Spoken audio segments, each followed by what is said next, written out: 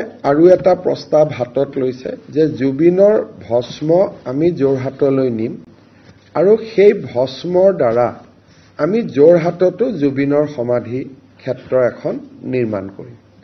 গতিকে মই ভাবো যে ইয়ে যোৰহাটৰ ৰাইজৰ যি অনুভূতি সেই অনুভূতিক কিছু পৰিমাণে হলেও সন্মান জনোৱা হ'ব।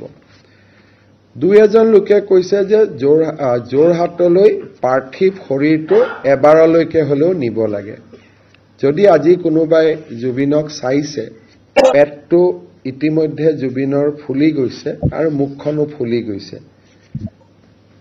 আৰু যোৰহাটলৈকে আমি ডাইৰেক্ট নিব নোৱাৰো। মৰিগাঁও, নগাঁও, জাগিৰোড এই যেটো যাত্ৰা এদিন বা দুদিনৰ যাত্ৰা হ'ব, সেইটো কোনো পধ্যে জুবিনৰ পাৰ্থিৱ শৰীৰে সহ্য কৰিব নোৱাৰে।